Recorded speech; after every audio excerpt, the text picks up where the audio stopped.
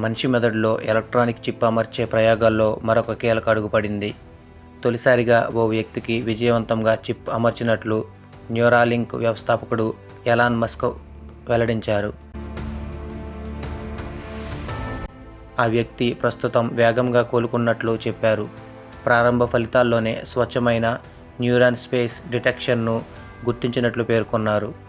మానవ మెదడుకు కంప్యూటర్కు మధ్య నేరుగా సంబంధాలు మెరుగుపరిచే లక్ష్యంతో Tesla company CEO Elon Musk సారథ్యంలోని స్టార్టప్ కంపెనీ న్యూరాలింక్ సంస్థ 2016లో ఏర్పాటైంది. మానవ శక్తి సామర్థ్యాలను బలోపేతం చేయడం సహా వంటి వ్యాధులను నివారించడమే దీని లక్ష్యమని ఎలాన్ మస్క్ తెలిపారు.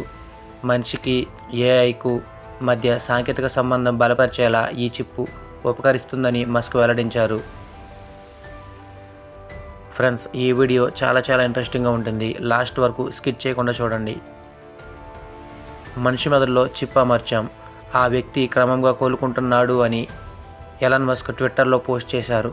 కంప్యూటర్తో మానవ మెదడు నేరుగా సమన్వయం చేసుకునే బ్రెయిన్ కంప్యూటర్ ఇంటర్ఫేస్ ప్రయోగాలకు అమెరికా ఆహార ఔషధ నియంత్రణ సంస్థ గత ఏడాది మేలో ఆమోదం తెలిపింది. ఈ చిప్ను ఇప్పటికే పందులు, కోతుల్లో విజయవంతంగా పరీక్షించారు. ఈ సాధనం అత్యంత సురక్షితం, విశ్వసనీయమైనదిగా వెల్లడైనట్లు న్యూరాలింక్ సంస్థ నిపుణులు తెలిపారు. దీని సాయంతో ఓ కోతి పాంగ్ వీడియో గేమ్ కూడా ఆడింది. న్యూరాలింక్ బ్రెయిన్ కంప్యూటర్ ఇంటర్ఫేస్లో భాగంగా 8 మిల్లీమీటర్ల వ్యాసం కలిగిన N1 అనే చిప్ ఉంటుంది. దీనికి సన్నటి ఎలక్ట్రోడ్స్ ఉంటాయి. వీటిని వెంట్రుకతో పోలిస్తే మందం 20వ వంతు మాత్రమే ఉంటుంది. పుర్రెలో చిన్న భాగాన్ని తొలగించి అక్కడ N1 చిప్ను అమర్స్తారు. దీనికి ఉండే సన్నటి ఎలక్ట్రోడ్లను మెదడులోకి చొప్పిస్తారు. ఈ చిప్లో 3000కు పైగా ఎలక్ట్రోడ్స్ ఉంటాయి. వాటిని మెదడులోని ముఖ్య భాగాలకు చేరువగా ప్రవేశపెడతారు. అవి శుతిమెత్తంగా ఎటు పడితే అటు వంగేలా ఉంటాయి. దీనివల్ల లోపల కణజాలకు ఎలాంటి నష్టం ఉండదు.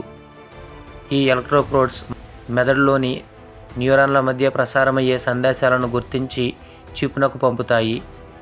ఓ చిప్లోని ఎలక్ట్రోడ్లు 1000 న్యూరాన్ల చర్యలను పరీక్షిస్తాయి.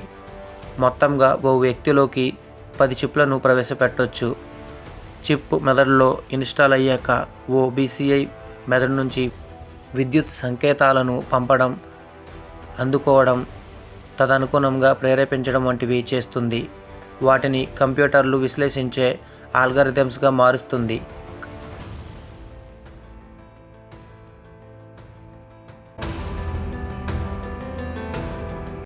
చిప్లోని బ్యాటరీ వైర్లెస్ పద్ధతిలో ఛార్జ్ అవుతుంది.